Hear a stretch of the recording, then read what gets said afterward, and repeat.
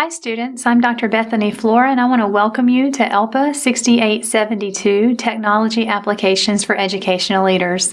Now this is the first course many of you are taking in the doctoral program, and let me tell you right off the bat that I hope that you relax, that you enjoy yourself in this course, and certainly the course is probably more practical than any other course in the program, and that's for lots of reasons. First and foremost, we recognize that this might be the first online degree that you've ever pursued.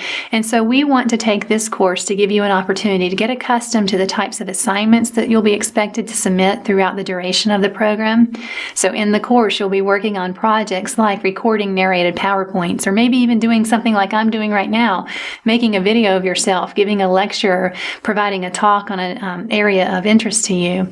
We also, in addition to kind of gaining those technology skills, we want you to get familiar with your class colleagues.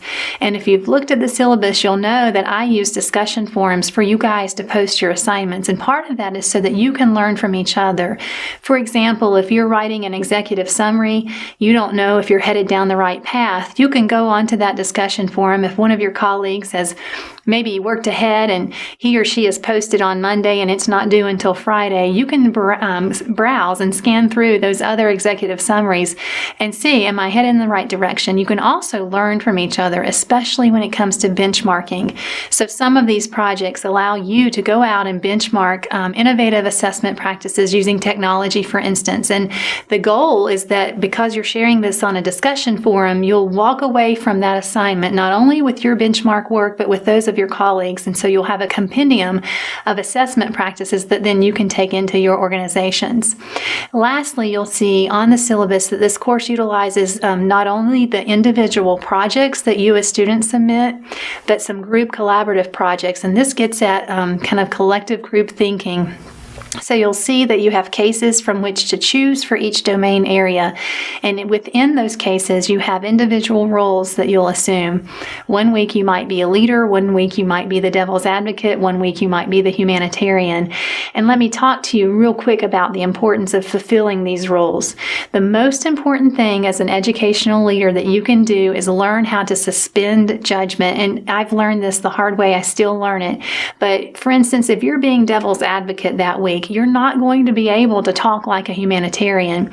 So devil's advocates have to suspend judgment. They cannot talk about roles of, things like equity and fairness. Devil's advocates poke holes in things and look at consequences to things.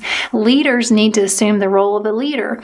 And so leaders can't steamroll over others in the group. They have to assume that role. And so part of this case study is not only to get some of your creative ideas and thoughts about the case itself, but it's to give you practice not only networking with your colleagues online, but suspending some of those opinions that we get so accustomed to sharing and learning how to act within roles.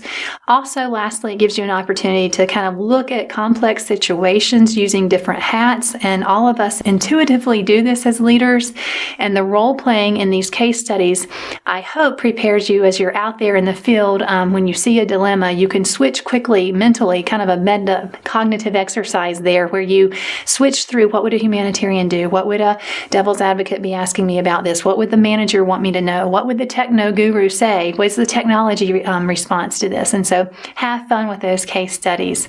Lastly, I just want you to be engaged in this course. I want you to know that as a doctoral student admitted to this program, we believe not only do we have things to offer you, but you have things to offer us. And so we expect a highly engaged student. We expect you, in a class environment, you would kind of at break probably tell us about your students' band practice or band competition. We want you to be a human.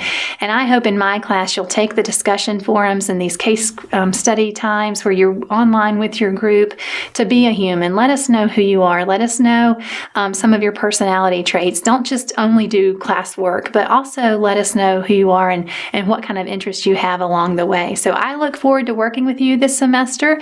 I'll see you online soon. Take care.